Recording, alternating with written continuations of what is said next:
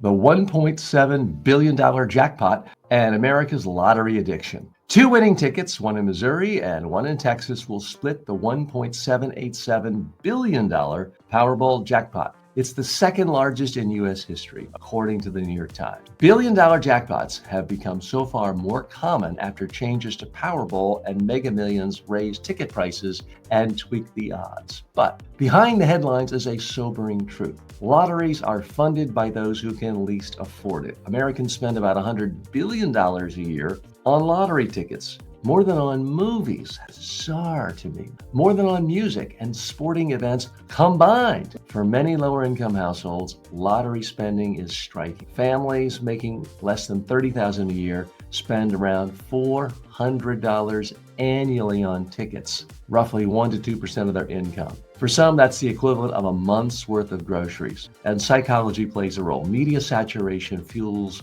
recency bias. People overestimate their odds after hearing about a winner. Familiarity bias keeps the dream alive as jackpots dominate headlines. As Ambrose Bierce, the great writer, once put it, lotteries are, quote, a tax on the ignorant.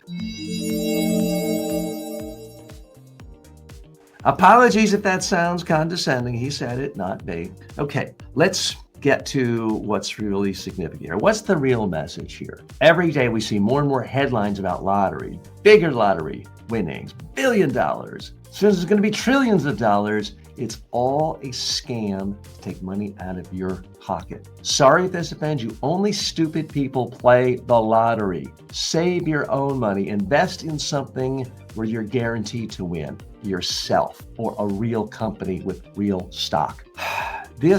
Let's go a little deeper. This is an issue that irks me, and it's a contradictory issue in many ways. People love to talk about how negative the media is, the negativity bias of the media only talks about bad news. The lottery is an example, and that's not the case. Because, even in the New York Times, which is supposedly so negative all the time, today, front page story about these two winning tickets, people winning $1 billion Powerball. So they only put a spotlight on the winner. They don't do a story on the millions of people who lost their kids' lunch money. That's a bias, and that's a bias the media has on winners. It also is a bias on one story. You can do one story about one person whose life has changed, although it's been studied a great deal. The lives of lottery winners don't really change much if you come back to them a couple of years later. They've basically pissed away all their money and are back where they started from, often unhappier than before. But still, it is a story to talk about one person who worked at a gas station,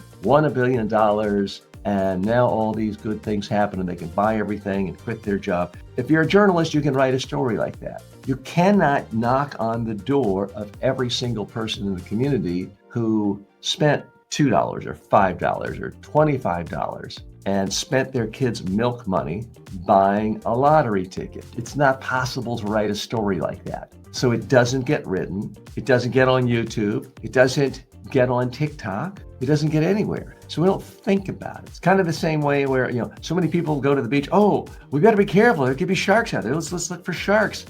More people are killed by far from a mosquito than ever killed from a shark. More people are killed from pigs than sharks, but we see it on TV or we hear about it. We get excited about it. And yet no one's worried about the drive to the beach, even though 1.2 million people a year die in car crashes. So as a human species, we worry about the wrong things. We assess risk in faulty ways. And we somehow think it's not risky to spend money on it's just for fun. If I win, great. If not, it's a little bit of money. Again, let's look at the statistics, because according to some research, many families making under $30,000 a year are spending $400 annually on tickets. Again, 1% to 2% of their income. You look at that over 20 years, the lifespan of children being at home. Now you got $8,000. If that $8,000 had been invested early in a worker's life, we're talking about hundreds of thousands of dollars by the time someone retired. That can be the difference between a meaningful retirement, a somewhat comfortable retirement, and living in poverty, perhaps homelessness, because of these. So it's not insignificant. Am I saying you're going to be a rich multimillionaire just by not playing the lottery? No.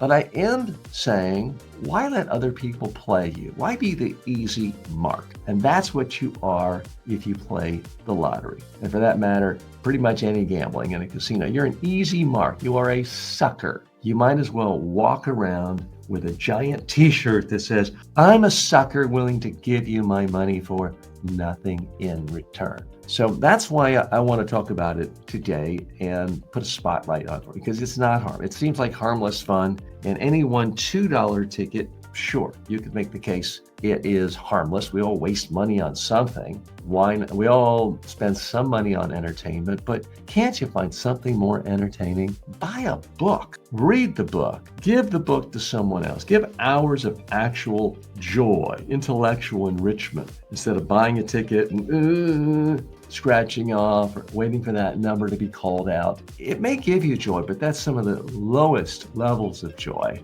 But TJ, my uncle won $10,000 3 years ago. Yeah, but your uncle spends $1,000 a month on lottery tickets and has now lost every penny of that $10,000, and there's another $10,000 in the hole. Everybody forgets to talk about that. So it's a human bias. We all suffer. We like to focus on the winnings. We like to focus on that one story, and then the incremental dripping out, the bleeding ourselves dry of our wallet, of our net worth. That doesn't get covered. A couple of other facts I want to look at. Again, this number, $100 billion spent on lotteries, it's too big to even visualize. It's huge and it's obscene. And I'm proud to say, with all the things I've done to waste money in my life, of all the dumb business ideas, and I've had plenty of dumb businesses.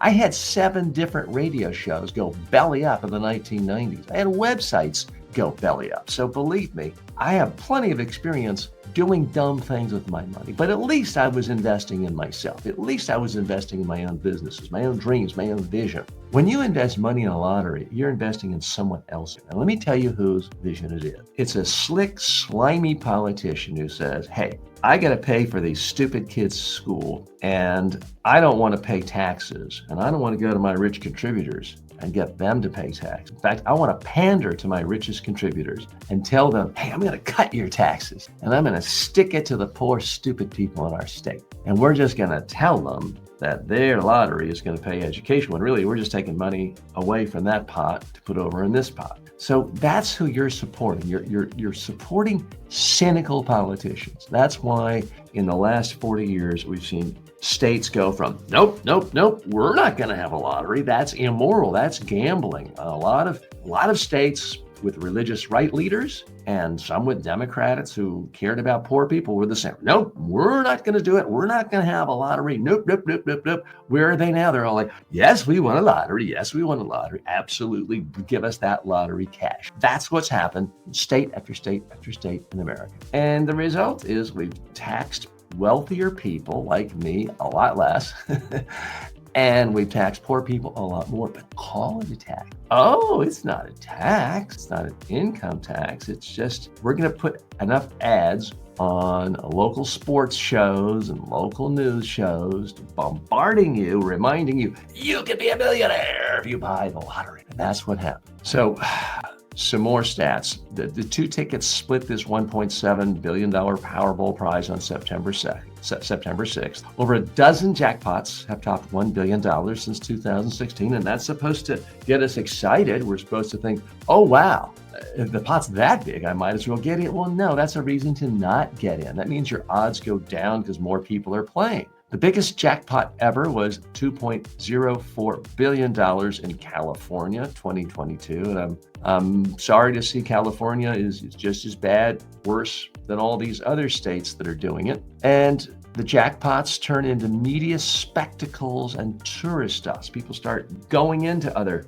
states to get these lottery tickets. And it's frankly a bit of a scam, and it's a bit of a shame. Sangam writes in, what are the sureties of lottery that you play? I'm not sure I understand the question, Sangam, so please feel free to write in again. By the way, if you're listening to this on any podcasting service, thank you. This is a brand new podcast. This is episode 7 of our podcast. Glad you're here. And if you're watching it on YouTube, Facebook, LinkedIn, Twitch, and to our friends on TikTok, thank you for joining us live. We are available on demand every day. As soon as we finish the live show, it's instantly distributed as a feed unedited, so you get the full thing. But if you ever want to join us live and ask questions, you can do so as Sangam is doing right now. He's saying rectangle, triangle, circle are the only options. Hook, line, and sinker, surety, guarantee. And perhaps that's my ignorance because I've never played the lottery. I don't really know. I know there's some things that scratch off,